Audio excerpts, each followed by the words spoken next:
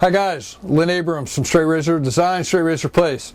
One of the questions we get asked on the forums a lot is about either lapping stones or cleaning stones. So most of that function for me, I'm lucky enough to have a little separate work area down here in the basement where I do all my honing. I have this sink, and on this sink I have various lapping plates and things set up. I store most of my hones before I use them up top. Back here normally I'll soak my Norton 4,000, 8,000 for when I use that. And so pretty much when I'm done using my stones, I'm going to lap them, which means to keep them flat. But basically what I'm trying to do is to clean up all the swarf from the previous honing session and have them clean for the time before. So let's run through that with a few of the stones and a few of the lapping instruments that I have and go from there. Alright, so here we are in my tub, and what I can tell you is there's a lot of different lapping media out there. Some people use wet dry sandpaper. I really don't use it. I don't like it. I have a hard time getting the sandpaper granules off the stone. Some people don't. Usually I'm in a big rush as well, so I try to keep this time-wise to a minimum. But what we have is a flat DMT lapping plate. This is probably the most economical solution that you can come up with. This one's an 8C or a 325 grit.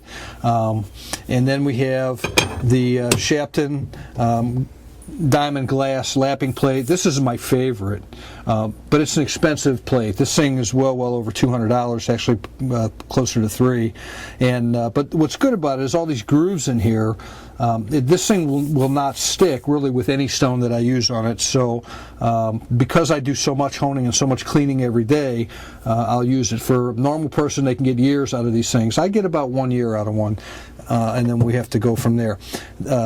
DMT also has what they call a duo plate, and the duo plate in the 325, these holes, it's supposed to help make them not as sticky as the flat plate, but there really is not much difference when using these. Okay, so when I first get stones, usually I will flatten them.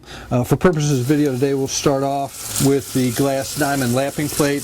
And so always make sure, and I'm going to leave the water running, and I know that's aggravating for some of you guys, but it's the easiest way to do this. So I make sure my lapping surface is wet, and I also make sure that the surface of my stone is wet. So here we can see that there's some dirt from honing on that yellow stone. Some of that will come out with just a finger rub, some of it may not. So the easiest way is just to take your stone under running water against the lapping plate and clean it off. And you can tell the material comes off just like that. Here's my 12K stone that I used a little earlier. Try to rub it down. There's some stuff that won't come off. Now these Shapton glass lapping plates are really flat. I don't know to what 10,000ths of an inch, but they're really flat. If there's ever a question, you can always, how you're doing, or if your pressure's different, you can just turn the stone around and hit them on the other side. Some people do figure eights. I just go back and forth with them.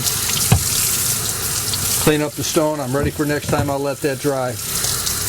Okay, and it's a breeze here, okay, because of the grooves that are in that. Now, the DMT is also an excellent tool, and as I said, awful lot cheaper than the glass diamond lapping plate. But it does have a tendency to want to stick, so you have to do this under running water.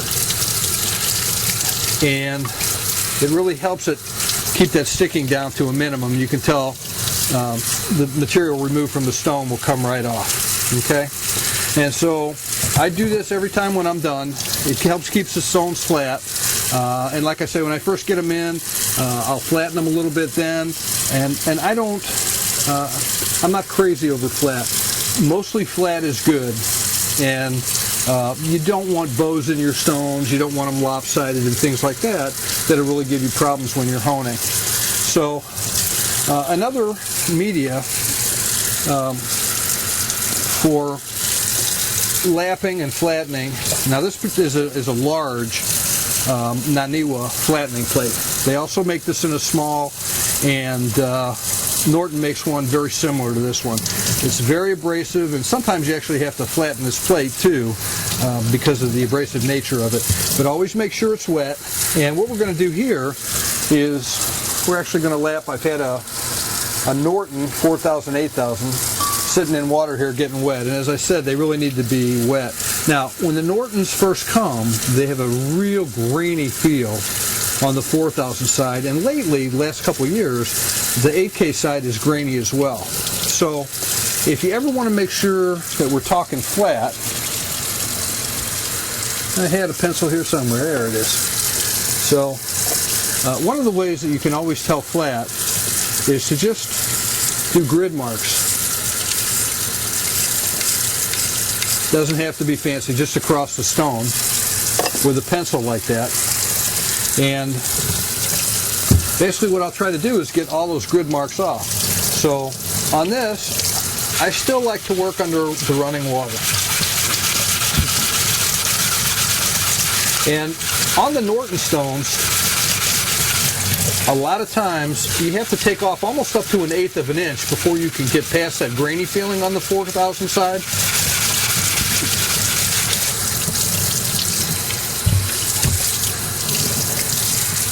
And we're pretty close to that there.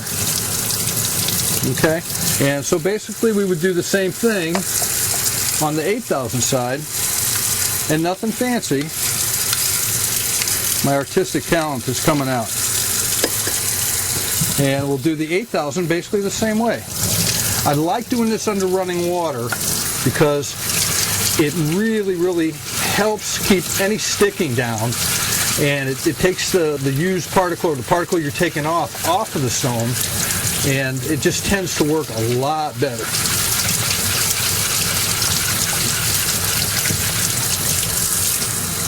There's a little bit of pencil line left on this one.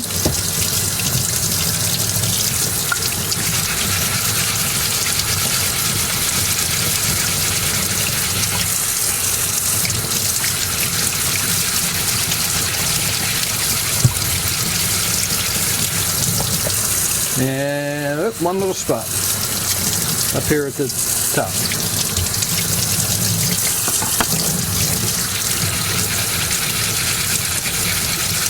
Try to keep the pressure in your hand as even as you can without leaning on the heel side or leaning on the toe side, and that really helps to keep the entire surface flat on there.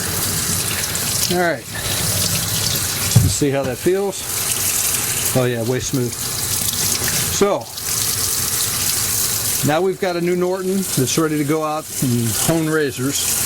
It's got a nice smooth feel. You don't feel the graininess either way. One nice thing about that big plate is you get all the corners, and there's not any heavier spots or raised spots or rough spots that are left on there. Okay? I'm going to stick that back in water for use. Now, I normally soak my Norton stones all the time, and that's not a problem with them.